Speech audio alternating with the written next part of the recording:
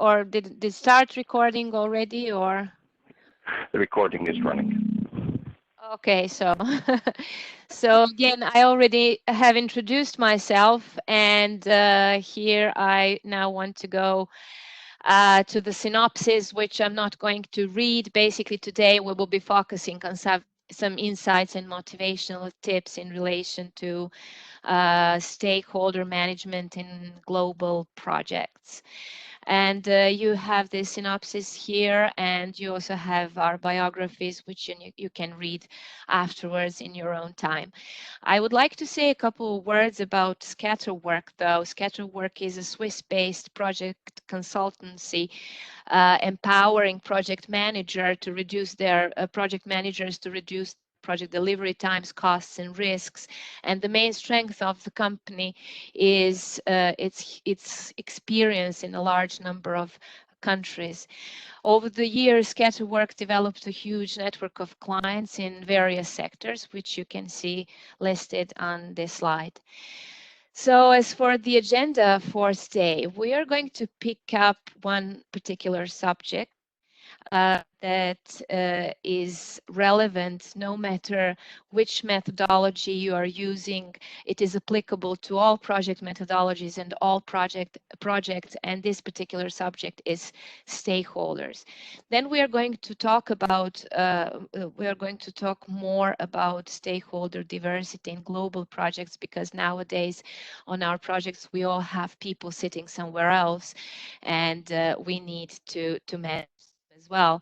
And we are going to give you some practical tips based on our own experience for stakeholder management in global projects. And at the end, we will have a Q&A session, and that will be an opportunity for you to share comments and if you have any questions.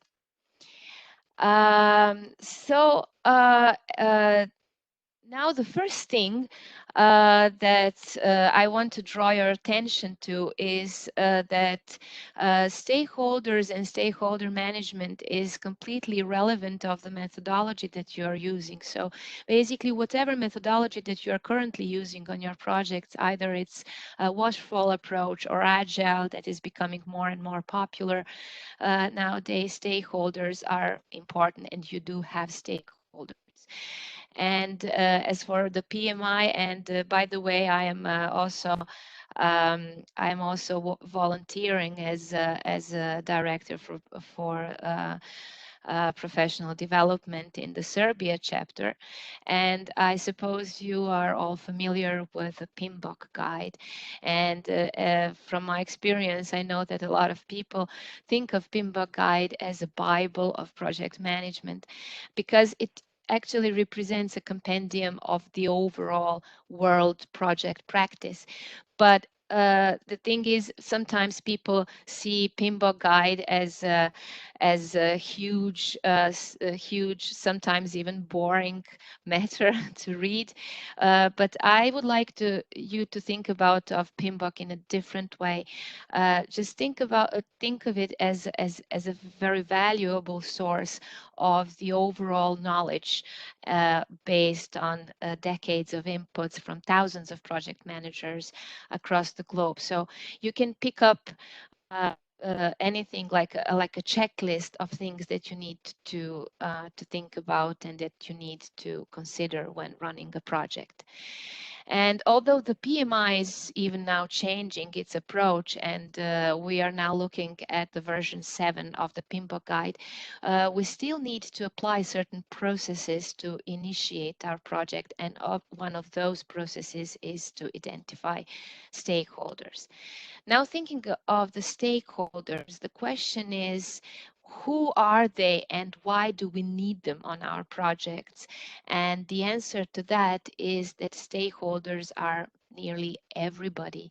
So everybody that can impact the results of our projects and everybody that gets impacted of what we want to deliver with our projects. And being project managers, we all want to be successful. And the question is, what represents success on the project? And basically, the stakeholders are the ones who decide what success means on our particular project. Um, so why do we need them? So basically, I don't know if you are aware of some statistics, but when you talk about the successful projects, the first reason for a successful project is a good project manager. But when you talk about project failures, so the first reason for unsuccessful project and project failures are incomplete requirements. And behind the incomplete requirements actually is the incomplete list of the stakeholders, because the requirements are discovered and gathered from the stakeholders themselves. So if we don't have the clear requirements, we don't have a scope well defined, and then the uncertainty in our projects, in our estimates is increased, and the overall level of risks then is increased. So basically we need the stakeholders to discover the requirements for our projects, to discover, to actually understand the success criteria, and to collect the information about the risks. And sometimes, as you might be aware from your own experience, even some stakeholders may represent the risk themselves when working on projects. Now, if I'd ask you, who are your stakeholders, you will probably come up with sponsor, senior management, top managers, your team members. But the thing is that the list of stakeholders is much broader than that. And you need to think about outside your project or even outside your own organization to discover and identify all the stakeholders. Outside of your project, in your own organization, there might be, for example, other project managers that are using the same resources as you are. So you need to consider those as external dependencies when developing your schedules. And on the other hand, you also have stakeholders that are outside your organization and might not even be aware of your project, but still can have a huge impact on your success. I don't know whether you are aware of situations like that, or can relate to what I'm talking about. But the thing is that we usually think about stakeholders as interested parties. What I'm saying is that they don't even have to be interested. They don't have to be involved at all, but then again can have a huge power to destroy your project, or even in another direction to help you be more successful. So this is a potential that we should use on our projects. Talking about global projects, and this is the situation gets even more complicated, because you need to put more effort in managing the stakeholders' diversity, and this diversity can be geographical, cultural, organizational.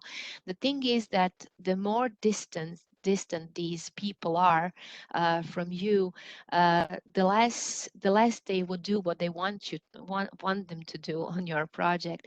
Because if somebody's sitting as dislocated from where you are, they probably have their own boss coming in their office every day and saying, look, I need you to do this and that.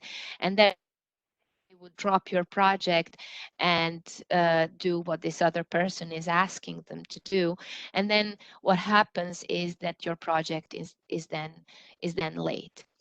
And and of course, in global projects and distant stakeholders, all the misunderstanding are more difficult to resolve, because the conflicts and the different strategies that can be applied in conflict management then are much easier to practice when you have people collocated in the room. So all the misunderstandings are multiplied and more get more complicated.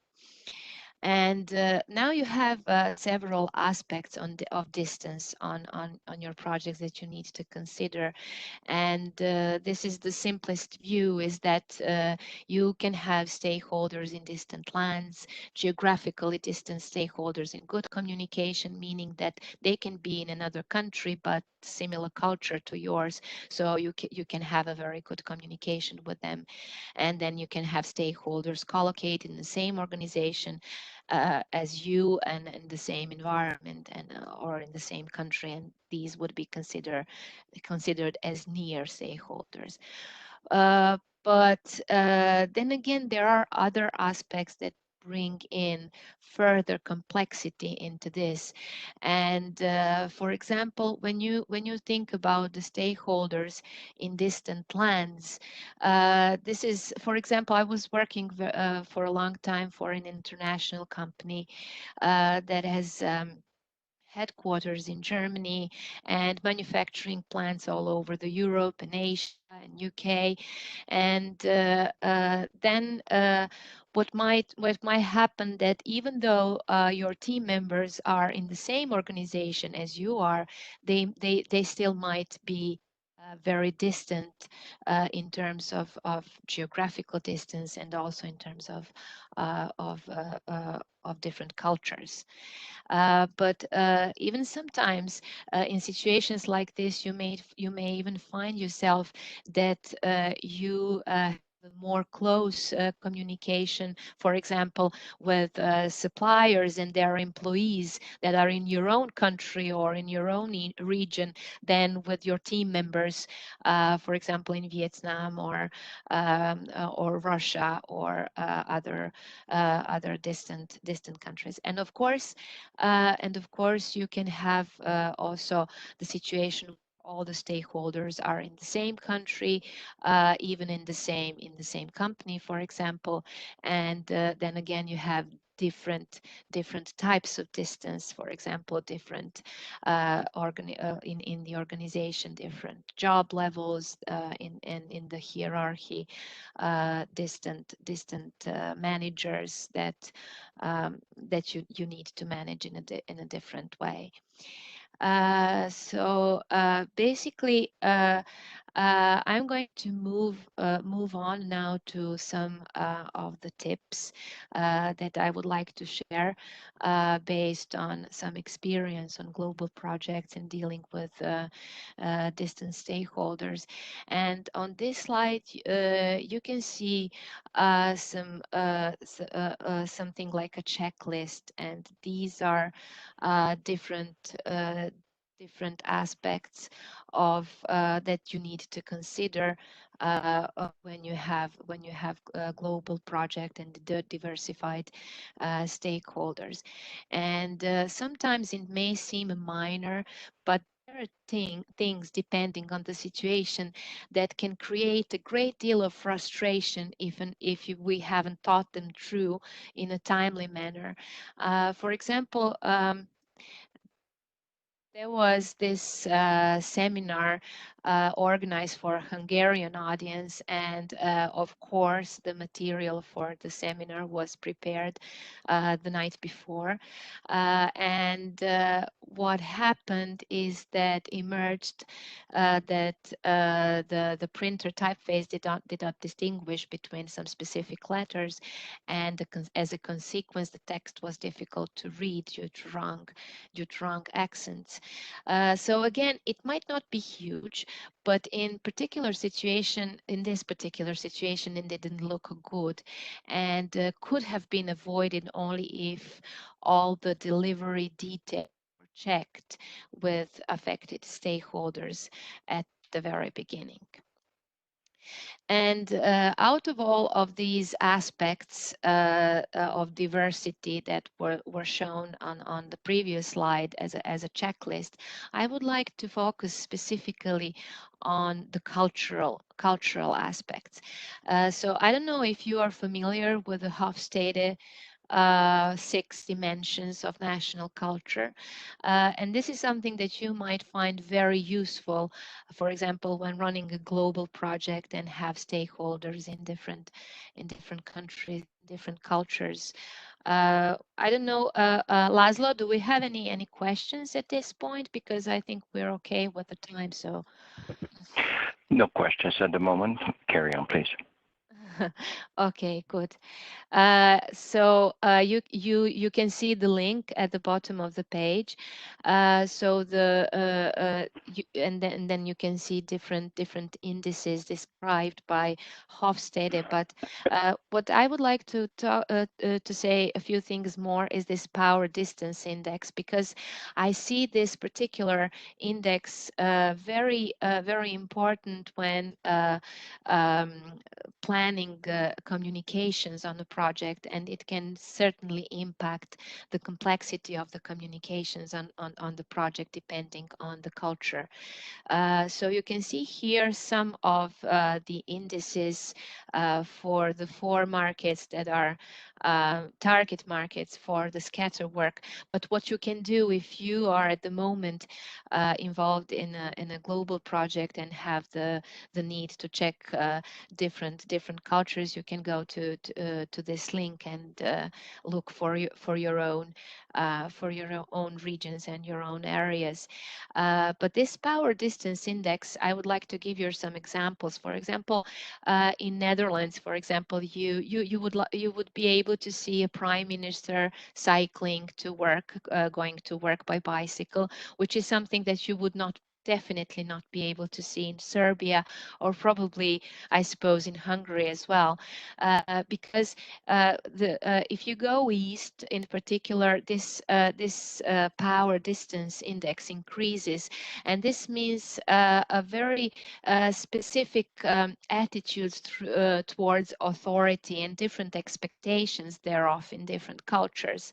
When you have the bigger power distance index, the more complex the communication are, because people are not really comfortable approaching their boss or top management, talking about their issues, and they're very often not empowered enough to make their own decisions, but they need to ask their boss for the permission. I don't know whether you came across situations like this. So basically, this is something that I think might be very useful to check out. Then again, even in the same country and in the same culture, you could have different variations within corporate cultures, and these would apply to different job levels, different department functional areas, company structure, differences in education, age, gender, etc., of people employed at the site. For example, when talking about different departments and functional areas, I don't know whether you had experience to work like with engineers versus people from marketing and sales, because engineers tend to be more disciplined, and their expectations are to have very clear requirements, and they tend to be very disciplined about deadlines, because their mind is set in a way to plan things and to be disciplined. Whereas, for example, people from marketing and sales, because of what they do, they tend to be more creative, which is great in certain situations. But sometimes they tend to be more flexible about the dates and the plan, and sometimes it can be quite frustrating. So some tips on the culture.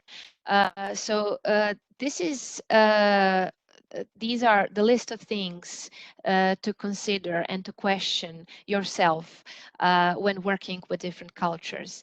I think what's very important for project managers is, besides other soft skills and competencies that they need to work on during their career, it's very important to think about also about your own personal cultural competences and how to build them up.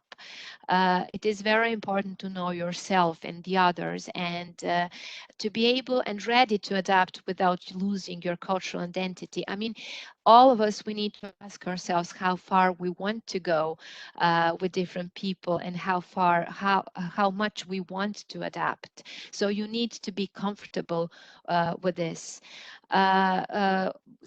Some examples on that: understanding different cultures. I had the opportunity to work with the German colleagues a lot, because I was working for a pharmaceutical company that with the headquarters in Germany, and sometimes people from Germany were perceived as very strict and directive in their communication, and on our side, for example, in Serbia, it often created some kind of resistance, and we weren't comfortable with this. But the thing is that behind this behavior, they just wanted the job done. They didn't have any motivation to demonstrate their authority and the power, but just wanted to get the job done. And once you understand that motivation, then you get less frustrated, and it's easier, it's easier to cooperate and collaborate. Some tips on the culture. Again, don't be too sure in interpreting someone's behavior as caused by culture, because of course we have our own personal differences, and we should avoid having this like I can't remember the word, but they are German, so that's why they're behaving like this. So we also have our own personal differences. And another tip is to try to use your sense of humor, because it's really a powerful tool, especially in a multicultural environment when a conflict appears, and it's very often that there are a lot of misunderstandings with a lot of diversity, and the humor is a very powerful tool to resolve this. Um, Okay, I'm going to go through some real life scenarios followed by some tips. So these are not about the culture, these are more about the costs. And that was one situation where there was a Canadian manufacturer that was delivering a very high level product to a customer in France. And this product was tested before dispatch, but what happened on the side of the French customer, uh, they were constantly rejecting the product, and the provider in Canada didn't understand why. And the thing was that they didn't want to release the product because they didn't want to share some of the test results. It was their intellectual property, and that it was confidential. So basically, the Canadian provider didn't understand why the product has been rejected. It wasn't even communicated to him. So basically, what went wrong here is that the cost impact wasn't really calculated and wasn't communicated properly on this project. But even we go further, if we go beyond that, I would say that on this particular project, what went wrong was also the risk management process, because it is the risk management process during which you should identify all the risks in communications like this, and calculate the cost impacts that might be very important for either side, and communicate those cost impacts to relevant stakeholders. Because communicating cost is also a very good tool to technique to engage the stakeholders, because a lot of people are sensitive to the language of cost. Probably if the French customer was aware of the consequences and the cost impact of what he was doing, it would have been completely different.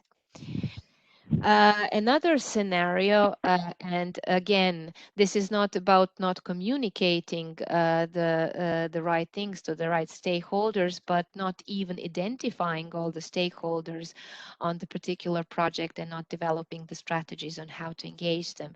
So this was the situation where the new mobile phone network in Switzerland, they were not able to use the existing masts, and then they needed to build and install the new antennas in different locations. All the good locations were already taken by the existing mobile phone networks.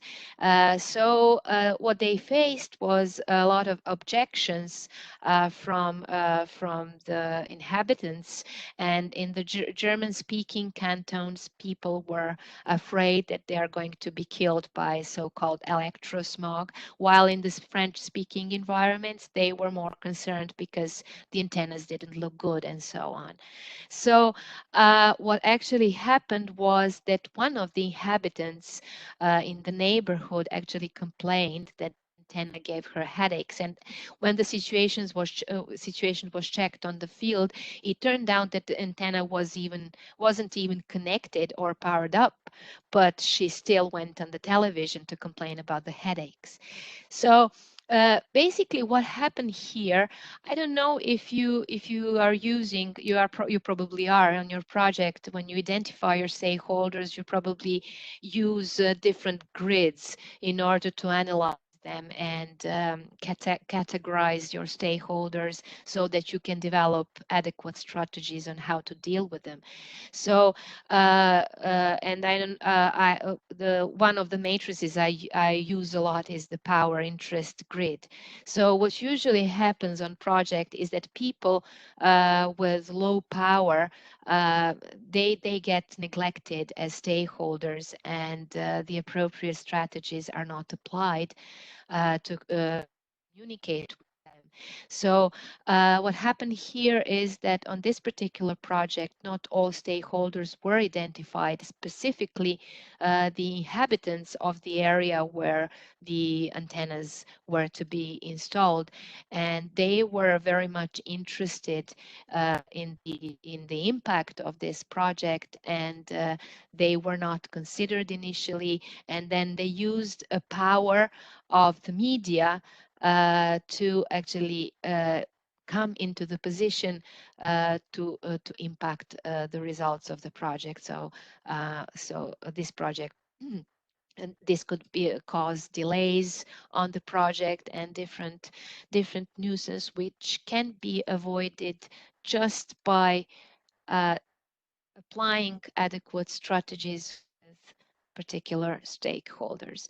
I don't know what's the situation in Hungary, but we also have a lot of this in Serbia because we have a huge number of development projects that are supported by our government, and we have a huge number also of people that are objecting and complaining about the impact of these projects to their everyday lives, and not going into whether this is justified or not. The thing is that whenever we are managing a project, we need to think also about those stakeholders who are impacted but less powerful at the moment, but then again they can become powerful through using some other powerful stakeholders like public and the media. Another tip is on how to engage stakeholders, and this is not for those with power, but especially with the key stakeholders on your project, is to review the requirements like regularly with them, because is something that would keep the stakeholders engaged, and that would help you as a project manager to capture changing expectations and adapt communication strategies to avoid dissatisfaction. Now we are approaching to the end, and I have some additional bonus tips, and this is one of the tools that you can use, like a storytelling approach to explain your assignments. So basically, when you have a person or stakeholder that you want to introduce into your project, you need to be able to explain what the project is. And a good way to do this is to have a very simple flip chart, like a one pager, to help somebody from outside or somebody who is new on your project to explain what is actually that you are doing. And you need to focus on the stuff that is important for that particular stakeholder, because people that should be involved in your project, they are not really, sometimes they're not interested that you're running a 10 million project, which makes you a big project, an important project manager.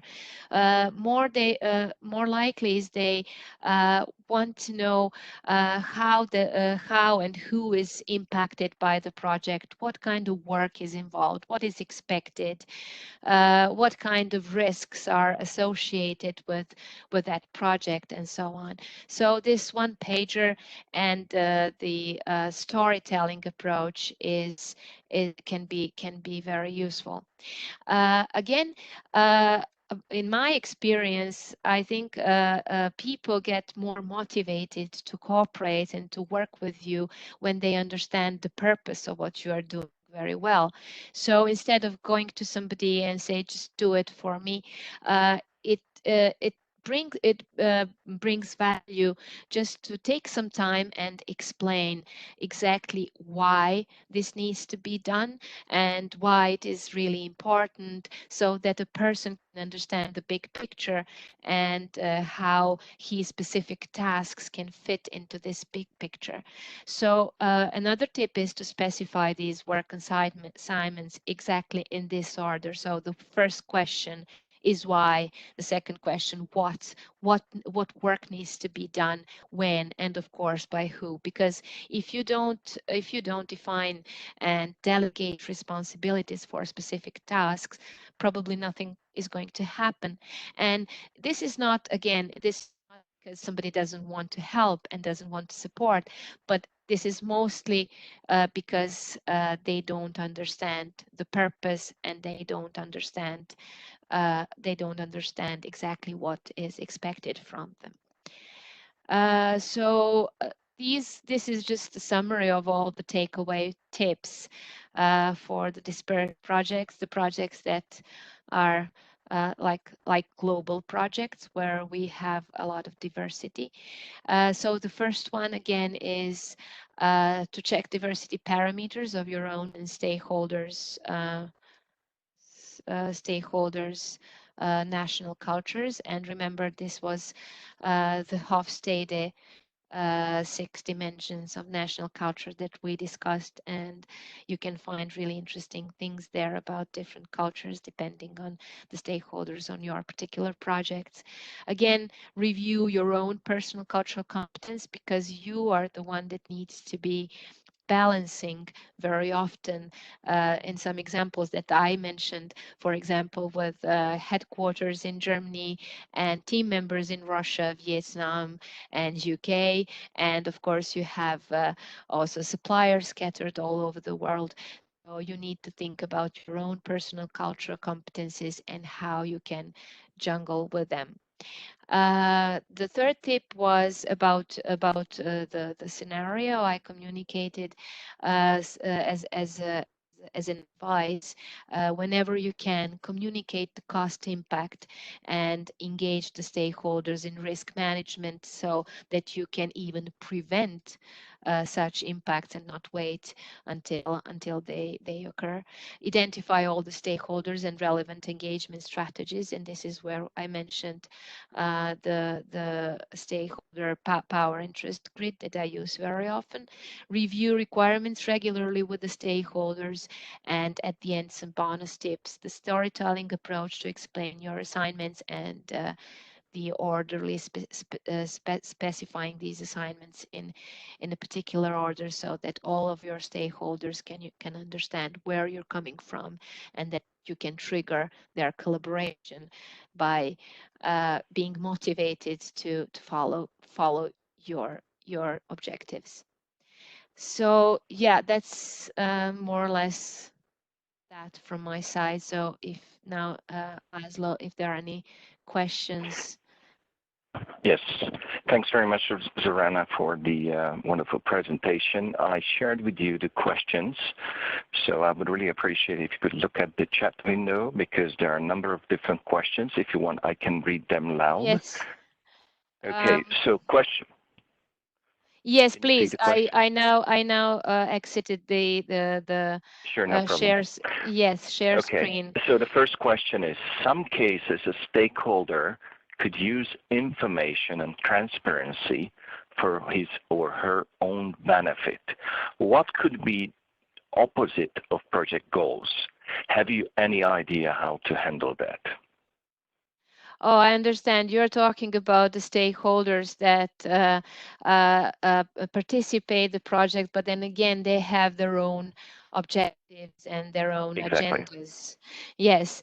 Well, yeah, that is an interesting question, but I didn't have I don't know whether there is a specific situation that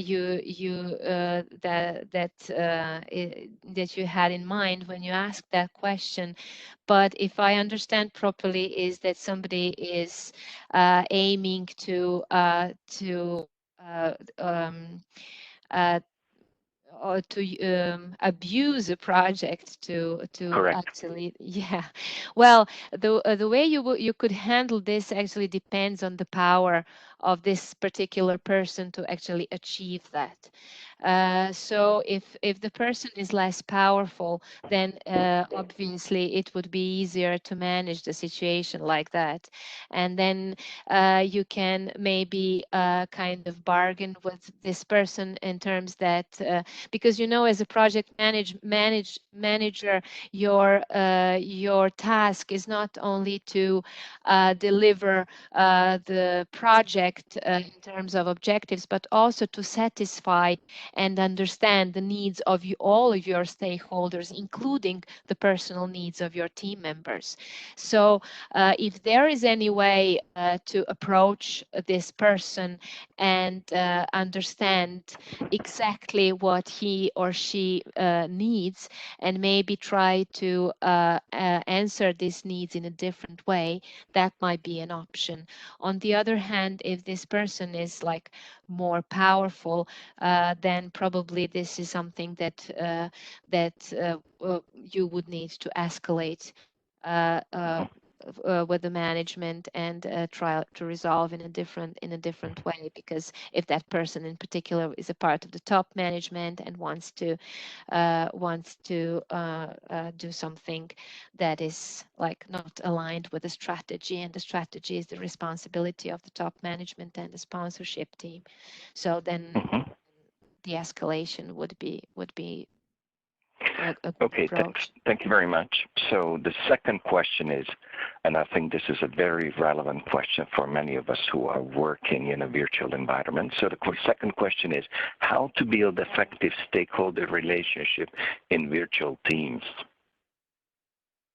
Um, yeah, this is quite a challenge, of course, but I think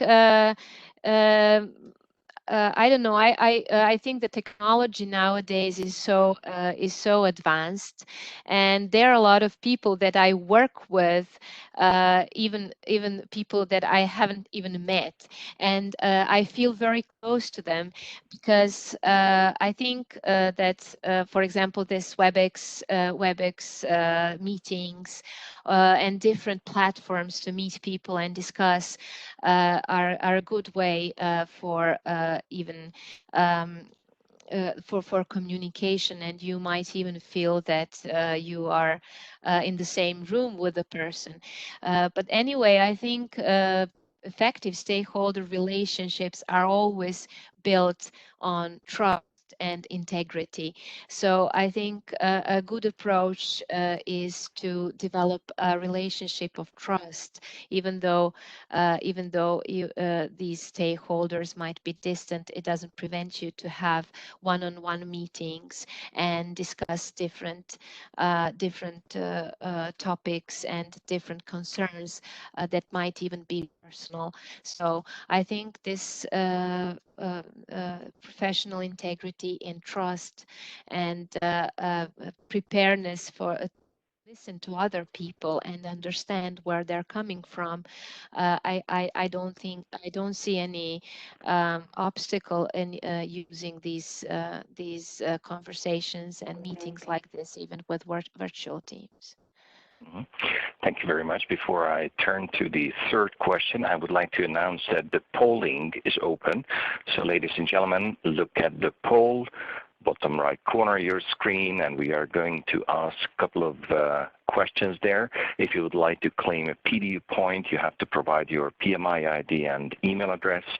And on the other hand, we would really appreciate to hear from you how you feel about this presentation today. Thank you very much for your cooperation. And then let me ask you the third question. So typically project sponsors are pushing to start real work as soon as possible. What is your tactic to make them understand that tasks like stakeholder identification worth the time and effort? Uh, yeah, I know what you mean, and in particular, in some cultures, we are very eager to start the work, and it's not doesn't only apply to sponsor, but also applies to other stakeholders.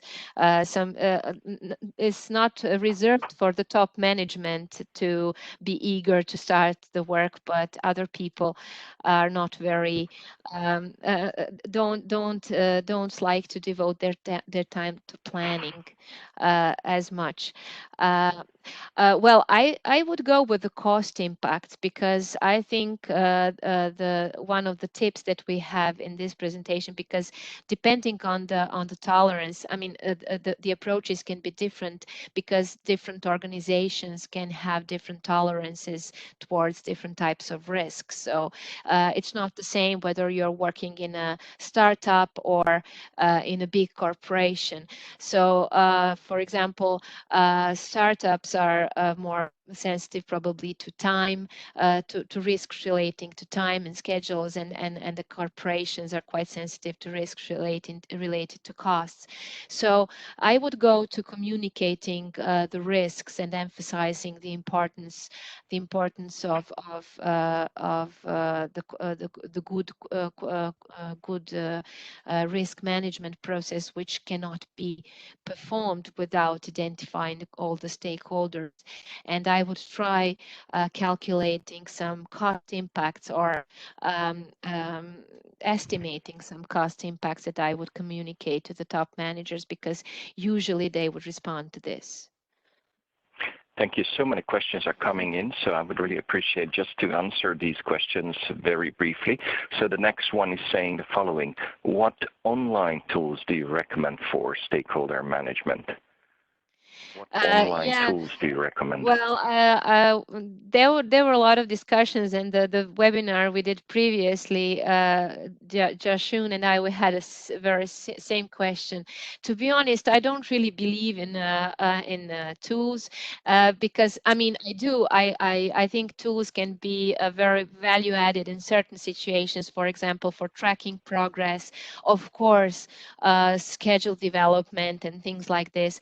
But I don't really think that tools can help you a great deal when managing the stakeholders. I think it's more about communication and soft skills. And as I said previously, I do believe in communication one-on-one, understanding each individual motivation, situation, and where he comes from, his concerns. So I wouldn't really rely too much on tools. On the other hand, there are a lot of useful tools, such as, for example, we use a lot of Trello in virtual teams. Trello is for me, it's a lot like agile approach, because it has these cards with doing, to do, planning, done, and so on. So it might be a useful tool to just keep track on different things that are in the pipeline within the virtual team. And yeah, there are other platforms for communication like Slack, for example, where you can have instant communication. So for instant communication and urgent messages, because you want somebody, if you send a message, you want people to be able to respond in the next 24 hours, even if they don't have time to act upon a certain task. You would like them to just to respond, yes, I saw the message, I would do that tomorrow, so on. So Slack is one of the platforms that can be used for things like that, and Trello for tracking the. But again, I wouldn't trade this for meetings, conversations, Mhm. and yeah, so on. Okay. Now the quick question comes from Balazs. So he's saying the following: how can we use the diversity checklist exactly? Are there any practical tips on that? So diversity checklist, how do we use that? Well, I don't know. You probably mean the first checklist before we went to the culture. Well, the thing is that you need to go through through these specific areas and specific bullet points, and just think about whether they might be relevant for your project. Some of those might not, and if they are, then you need to go deeper and analyze the differences, because the whole thing is to identify the gaps between the way we are working, or you are working as a project manager in your own environment, and the way that other people that are involved in your project or other stakeholders are used to work, and then identify those gaps. For example, if you are working with people in Japan, and you need to travel there, and you need to work there, you need to have in mind that the keyboards in Japan are, you don't have Latin letters on them. So if you didn't know that, you would be surprised coming to Japan not being able to type using the equipment that is available for you, without you need to remember where each letter on a keyboard is, for example. That's just one simple example, not really huge, but there are other things that you can think about in the same way. Thank you very much. So And now here, for example, types of documentation that people are using. Some cultures or some countries or some corporations have their own documentation systems, and then they expect you to have certain documents prepared that you might not be aware of, because so just things that you need to check, the expectations from the other side. I see. Now, there's another question from Laszlo Ladic, and I have to read it twice. So he's saying the following: in many cases, I have the feeling that the senior management expects the project manager to turn the trick and make achievements in a non-aligned environment. In your opinion, what is the optimal share of accountability and responsibility between the sponsor and the project manager? So this is the first question. And the second part of the very same question is, how can a project manager rely on strategic alignment of the project goals and strategic alignment of the stakeholders? So let's focus on the first question. So in your opinion, what is the optimal share of accountability and responsibility between the project sponsor and the project Yeah, manager? this optimal share strongly depends on the type of the organization that you are working in. And this is one thing that you need to be aware right from the start, because, for example, in functional organizations, as you all know, project manager, if he exists as such, has practically no authority over his team.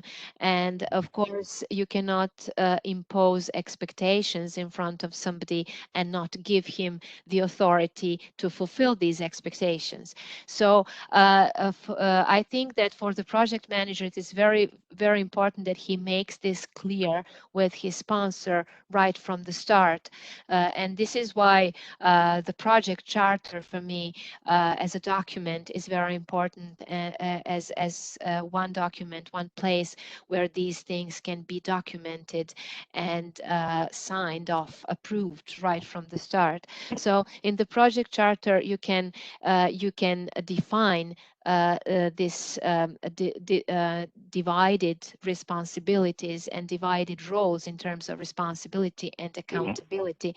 And it strongly depends on the type of the organizations that you're in, but it can also depend on a project, because on some bigger projects, strategic projects, even functional organizations can be prepared to have a composite organization, to give a project manager the authority over the budget as well, and the authority to run the project as he was in a projectized organization. But it can happen for particular projects, not all the projects in the organization. Okay, so 5 minutes to go until the end, and we are the other seeing question, a couple of other questions. was How a project manager can rely on strategic alignment of the project goals and the strategic alignment of the stakeholders.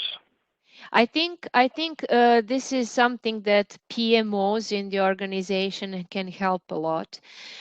Because of course you can have the methodology and apply the methodology, not having the project management office in your organization, but some kind of structure or organizational unit that is dealing with portfolio management can help a lot with this. So usually an organization would need some kind of central repository of all the projects and some prioritization tools.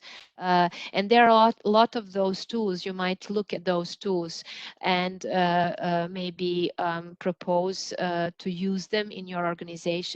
Because of course, when we have a strategy and strategic objectives, and we have a number of ideas and initiatives on how to achieve those objectives, but we have limited resources, of course. And then there are some very interesting tools that you can find to score the initiatives for different things like benefits, achievability, and so on, and then present the proposed priorities to your top management, and then decide on the senior team level whether the initiative is aligned, and whether they have a green light to start with it.